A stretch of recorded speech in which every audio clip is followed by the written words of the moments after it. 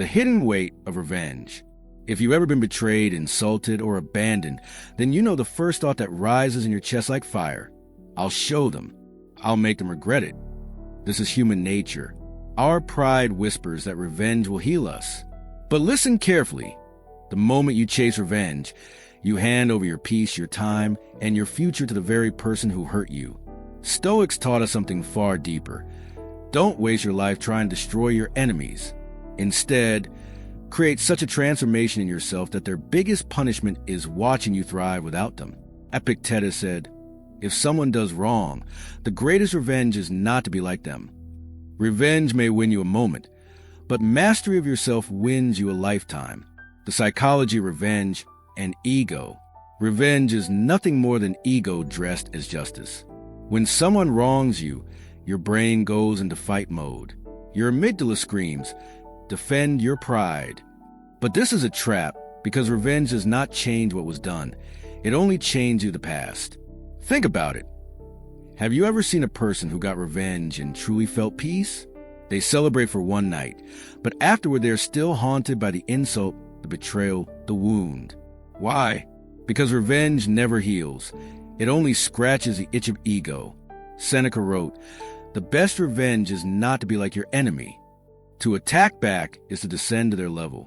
To rise above, to grow so much that their words or actions can no longer touch you.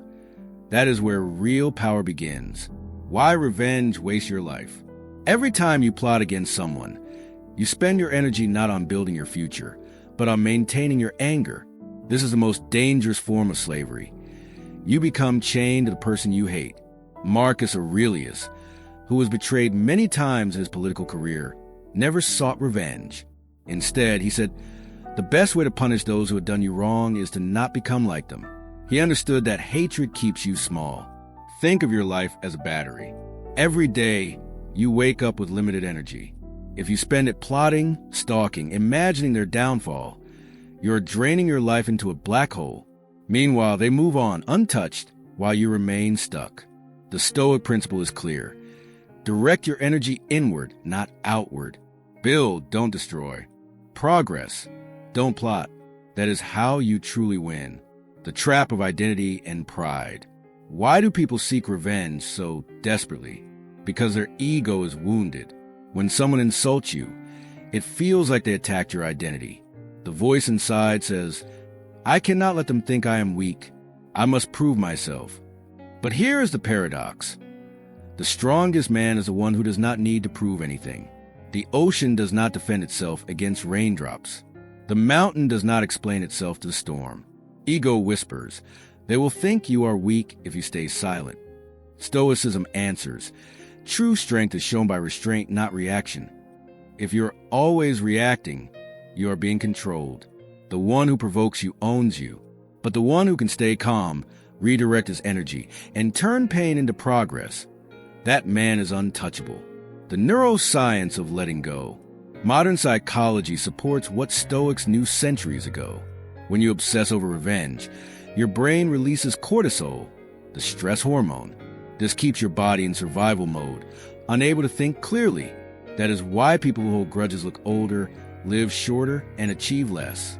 But when you shift focus from revenge to growth, your brain releases dopamine and serotonin, the chemicals of motivation and fulfillment.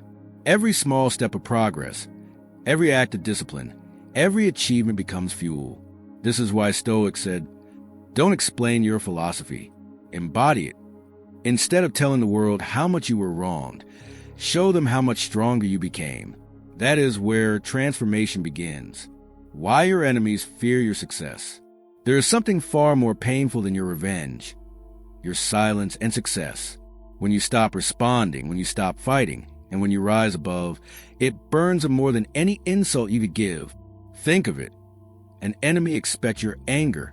They want your attention. They want you consumed by them.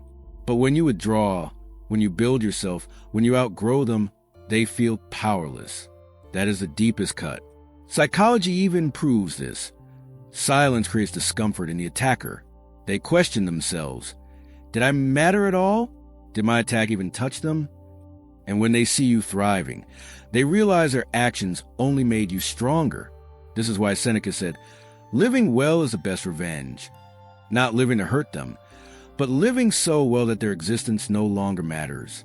The Stoic shift from revenge to transformation. The question is not, how do I hurt them back? The question is, how do I grow so much that the memory fades into irrelevance? Every insult is an opportunity.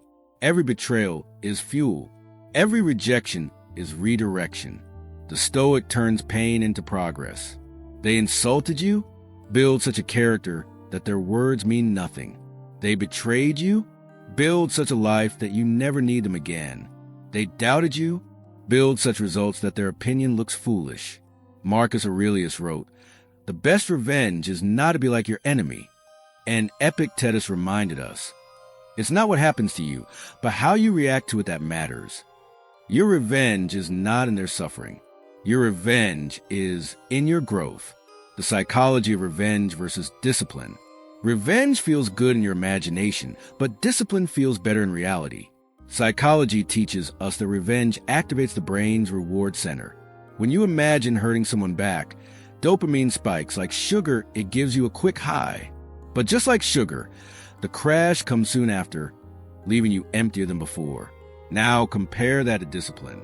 Every time you resist reacting, every time you use pain as fuel to grow, you activate the prefrontal cortex, the part of the brain responsible for logic, planning, and self-control. This is long-term strength. Epictetus understood this 2,000 years ago. He said, "It is not events that disturb us, but our opinion about them." When you decide that someone's insult is a reason for revenge, you become their slave. But when you decide it's fuel for discipline, you turn the wound into a weapon. Think about athletes, entrepreneurs, leaders. Every one of them has been doubted, mocked, betrayed. Did they waste their lives trying to get even? No. They turned betrayal into discipline, discipline into success, and success into silence that burned their critics more than revenge ever could. Why revenge feels like justice, but isn't. Here's the trap. Your mind tells you revenge is justice. They hurt me, so I must hurt them back. But justice is balance, not destruction. Seneca said, "He who takes revenge does more harm to himself than to his enemy." Because when you live in anger, you poison your own soul. Revenge ties you to the past. Discipline ties you to the future. Revenge consumes energy. Discipline multiplies energy. Revenge feeds the ego. Discipline feeds the soul. That's the difference between a man trapped by pain and a man freed by Stoic philosophy. The energy cost of revenge. Every act of revenge requires planning, emotional obsession, and constant mental replay. You rehearse arguments in your head. You stalk. You wait. You plot. But in all this, who suffers? You. Marcus Aurelius wrote in his Meditations, "The best revenge is not to be like your enemy, not because it's soft, but because it's efficient." You cannot waste your short life fighting battles that do not build your future.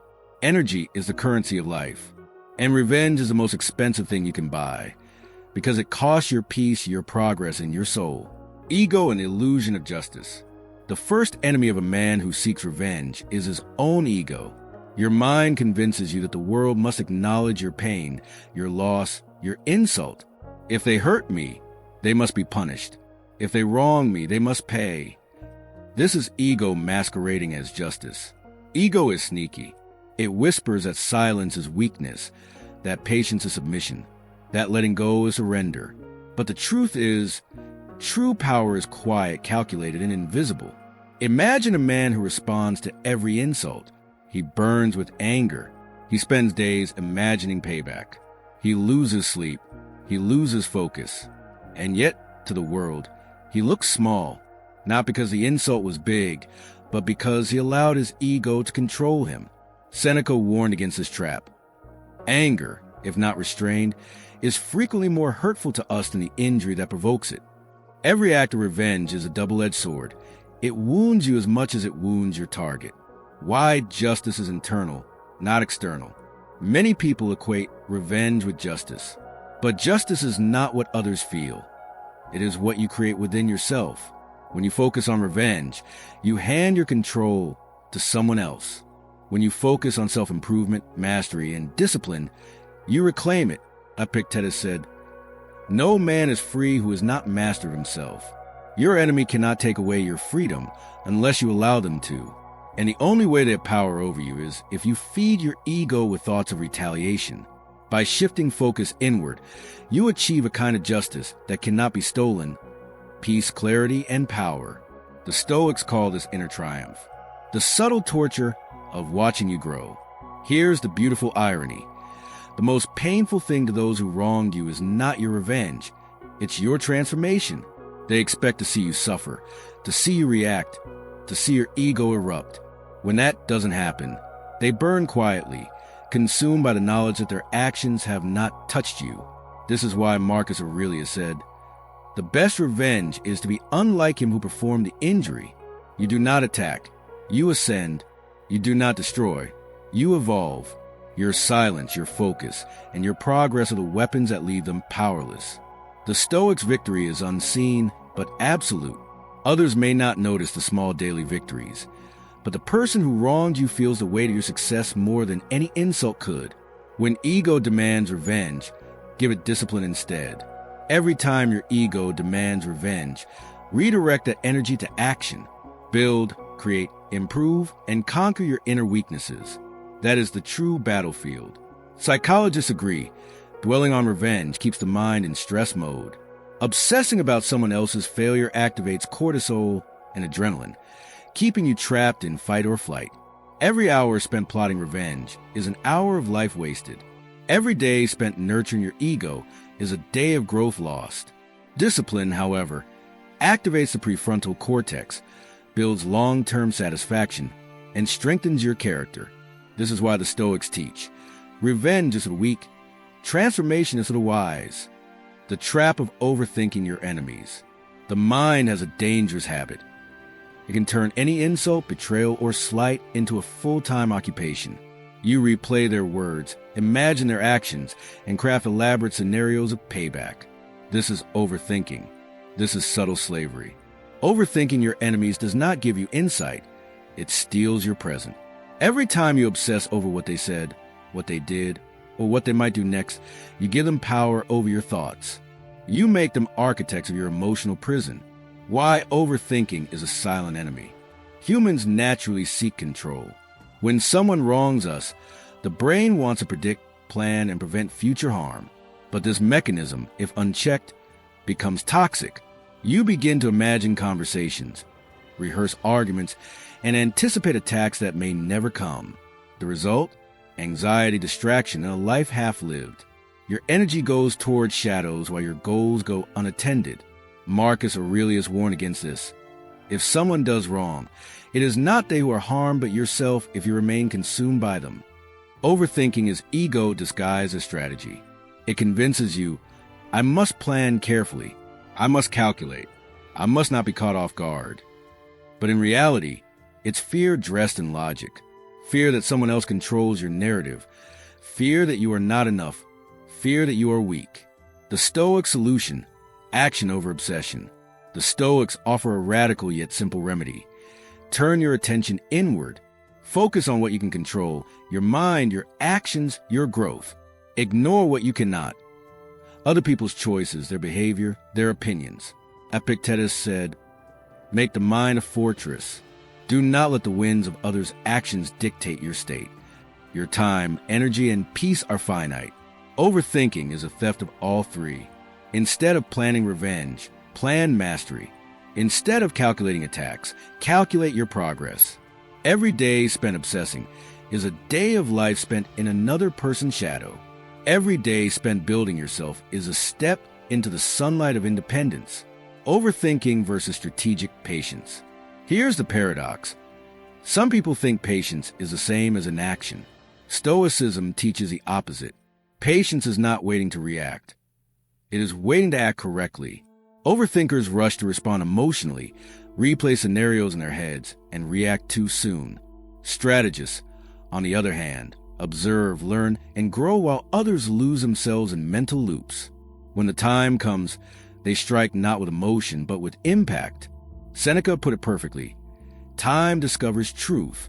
Actions speak louder than words or imagined plans. Your enemies are busy in the present. You are busy creating an unstoppable future, the ultimate mental shift. Transforming your response requires a mental shift, from reaction to deliberate action, from obsession to focus on growth, from ego-driven revenge to stoic discipline. When you make this shift, the very idea of revenge becomes irrelevant. Your progress, results, and calmness become your silent statement. Your enemies notice your transformation more than any act of retaliation ever could. Modern implications: social media, gossip, and daily life. Overthinking your enemies isn't only about major betrayals. It happens in small ways through social media, gossip, or office politics. Someone posts something passive-aggressive, and you spend hours analyzing, planning, and plotting a reply. Every notification becomes a trigger. The Stoic approach: step back, recognize the pattern, decide, I control my response, not theirs. I decide where my energy goes. Silence, calm, and deliberate action in your own life is far more devastating than public confrontation. The power of strategic silence. Silence is not weakness. It is a weapon.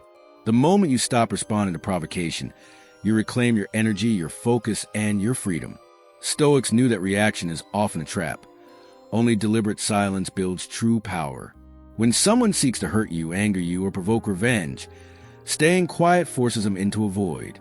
They cannot control you if you refuse to give them attention. Your calmness becomes their frustration, your peace their discomfort. Silence is a statement.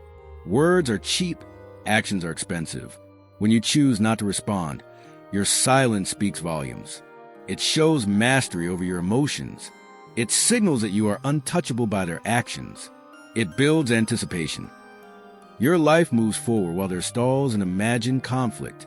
Marcus Aurelius remained silent in the face of insults, plotting, and betrayal. Time always vindicated him. Seneca avoided public arguments, letting his actions answer false accusations.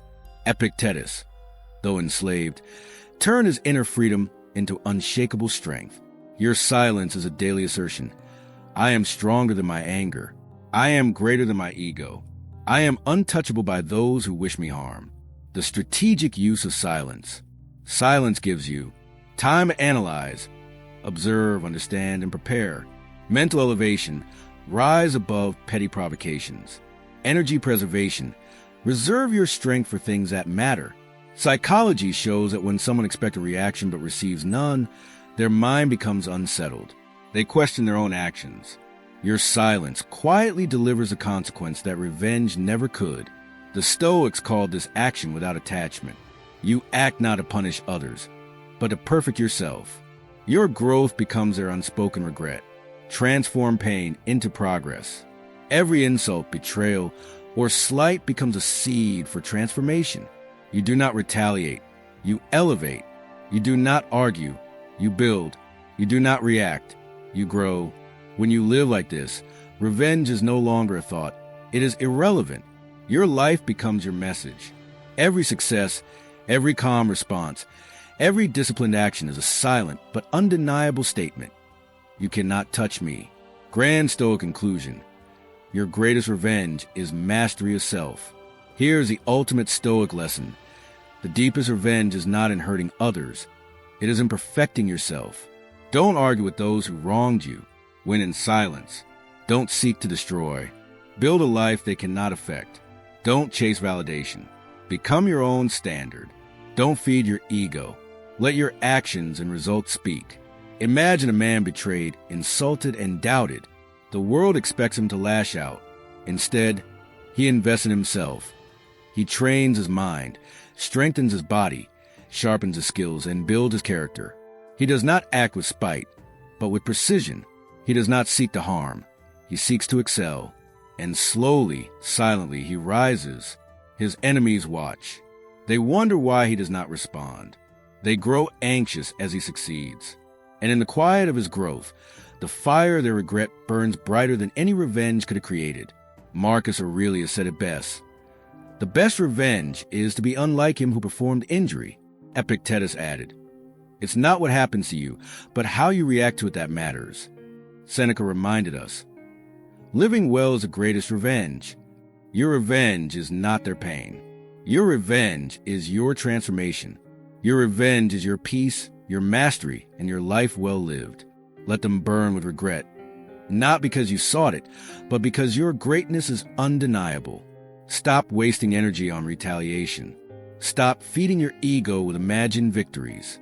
Build yourself so thoroughly that your enemy's actions become irrelevant. Your calmness, discipline, and success are the silent, unstoppable force that leave them powerless. Revenge is fleeting. Mastery is eternal. Grow, act, achieve. Let the world witness your transformation, and let those who wronged you feel the silent sting of your unstoppable rise.